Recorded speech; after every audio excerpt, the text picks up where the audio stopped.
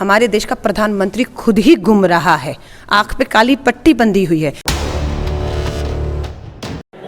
पूर्व विधायक और कांग्रेस नेता अलका लांबा इस वक्त मेरे साथ में मौजूद हैं। महिलाओं के मुद्दों को लगातार उठाती रही हैं, आवाज़ बुलंद करती रही हैं। आज की प्रेस कॉन्फ्रेंस का मकसद क्या है? देखिए, दिल्ली भारत की राजधानी, और हम देख रहे हैं इस राजधानी दिल्ली में जहाँ पार्लियामेंट भी चल रहा है, राष्ट्रीय मुद्दे इतने हावी हैं कि हमारे जो क्षेत्रीय दिल्ली के मुद्दे हैं वो कहीं ना कहीं हाशिए पर चले गए हैं। और केजरीवाल सरकार को बचकर निकलने का, उनकी आड़ में बचकर निकलने का जो मौका मिल रहा है, जो मौका हम उन्हें देने वाले नहीं है, हम घसीट के लाएंगे, उनसे जवाब मांगेंगे। आज मैं केजरीवाल सरकार से कहना चाहती हूँ, दिल्ली हाई कोर्ट में सुनवाई चल रही है। दिल्ली के अंदर 55 फास्ट ट्रैक कोर्ट है, उन 55 में रेप और नाबालिग बच्चों के यौन उत्पीड़न के मामलों की सुनवाई चल रही है। पेंडिंग मामले कितने हो गए हैं? 2,40,000 पेंडिंग मामले हो गए हैं।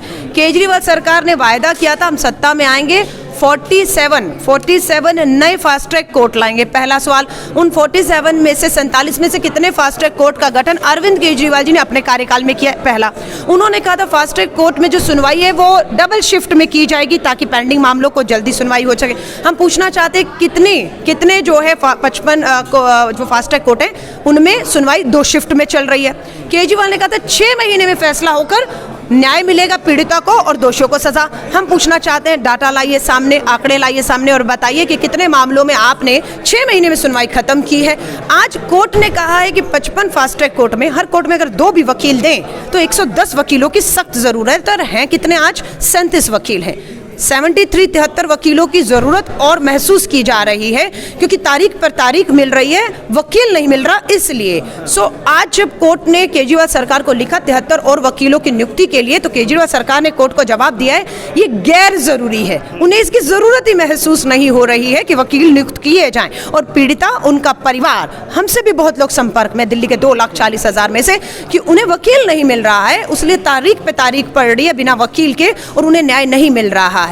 हमारा ये मांग है कि इस तरीके से बहुत आसानी से 2 लाइनें लिखकर कोर्ट को कह देने से कि ये गैर जरूरी है, वकील 73 जो कमी है नहीं पूरी की जाएगी। हम केजरीवाल सरकार को इतनी आसानी से दिल्ली छोड़कर दूसरे राज्यों में चुनाव में भागने का जो सपना देख रहे हैं पूरा नहीं होने देंगे। तारीख पर तारीख आपने कहा, मेरा सवाल यहीं से जुड़ता हुआ है। किसानों का मुद्दा अगर देखें तो तारीख पर तारीख ही चल रही है और कल जो कुछ हुआ है वो मैंने आपकी लाइव वीडियो के ज़रिए भी देखा, गाड़ी में आपको जब हिरासत में लिया गया वो भी मैंने आपको देखा। क्या आवाज़ उठाने का जो एक हक़ है, जो संविधान इजाज़त देता है, वो कहीं ना कहीं अब ऐसा लगता है वो भी हाशिए पर जा रहा है? देखिए, बिल्कुल आप देख रहे हैं, सब कुछ देख रहे हैं, खुले आम सब चीज़ें हो रही हैं। और भाजपा जो कर रही है ना, उसको कॉपी करने का काम दिल्ली की केजरीवाल सरकार कर रही है ना। उनको समझ आ गया, मोदी जी से लगता है उन्होंने पाठशाला केजरीवाल जी लेकर आए हैं और उस पाठशाला के तहत उन्हें मालूम है कि किस तरीके से मुद्दों को, अहम मुद्दे जिस पे देश जवाब चाहता है, उसे पीछे छोड़कर सिर्फ अपनी वाहवाही, हमने ये किया, हमने वो किया, और इस तरह के मुद्दों पर बच निकलना, आवाज़ दबाना लोकतंत्र के तहत जवाबदेही नहीं है। केजरीवाल जी पूछिए, एक ट्वीट आज दिल्ली की पावर्स को, आज पार्लियामेंट के अंदर दिल्ली की जो ताकत है उसे फिर छीने जाने के लिए एक प्रस्ताव आया, लेकिन अरविंद केजरीवाल जी का एक ट्वीट नहीं आया। अरविंद केजरीवाल दिल्ली के मुखिया हैं, दिल्ली को पूर्ण राज्य का दर्जा दिलाने की अधिकार की लड़ाई जो आदमी कल तक लड़ रहा था, आज उसके अधिकार छीने जा रहे हैं, तो अभी तक मुंह नहीं खोला उन्होंने, अभी तक। तो आप समझ रहे हैं केजरीवाल जी हर चीज़ से भाग कर, एक अपनी बड़ी बॉलीवुड के स्टार्स हैं, मुझे नहीं मालूम है दिल्ली कभी वो आए या नहीं आए, वो भाभी जी का कोई सीरियल है, वो भाभी जी के सीरियल के आदमी को पकड़कर दिल्ली के ऊपर 2 लाइनें बुलवाकर केजरीवाल जी ट्वीट कर रहे हैं। मैं उन्हें आमंत्रित करती हूँ, पूछे भाभी जी के सीरियल के कलाकारों को, आइए दिल्ली, हम आपको दिल्ली दिखाते हैं। ये पेरिस और क्वेटा बनने की जो बात थी, वहाँ हो क्या रहा है, ये हो रहा है। तीसरा और आखिरी सवाल मैं आपसे करना चाहूँगा, उसके बाद इंटरव्यू समाप्त करेंगे। मोदी जी लगातार कह रहे हैं कि आप लोग यानी विपक्ष, कांग्रेस और दीगर पार्टियां जो हैं वो किसानों को लगातार गुमराह कर रही हैं और आप लोगों का ही गुमराह करने का मकसद है, जिसकी वजह से अभी तक ये आंदोलन टिका हुआ है, वरना जो किसान थे वो तो घर जा चुके हैं। अब आप लोगों के गुमराह करदा लोग सड़क पर बैठे हैं। देखिए, मैं ये कहूँगी, ये सब बातें जब आप मुझे कह रहे हैं, प्रधानमंत्री जी ऐसा कह रहे हैं, तो मुझे लगता है हमारे देश का प्रधानमंत्री खुद ही गुम रहा है, आंख पे काली पट्टी बंधी हुई है।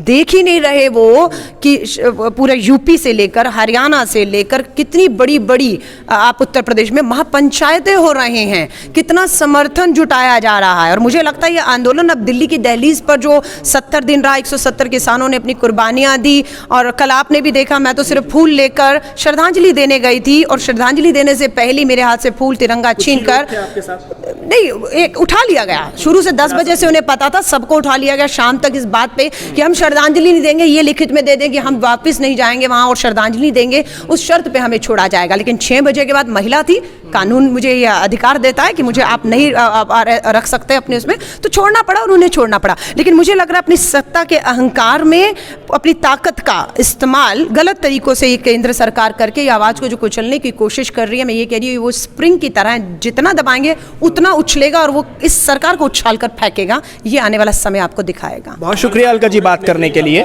कांग्रेस की नेता अलका लांबा साफ तौर पर कह रही थी कि ये किसान आंदोलन और आवाज़ें जो उठ रही हैं वो उस स्प्रिंग के मानिंद हैं, उस स्प्रिंग की तरह है जिसको जितना दबाया जाएगा वो उतनी बुलंद होगी और उतनी ही उठेगी। दिल्ली से INN चैनल के लिए साहिल नकवी।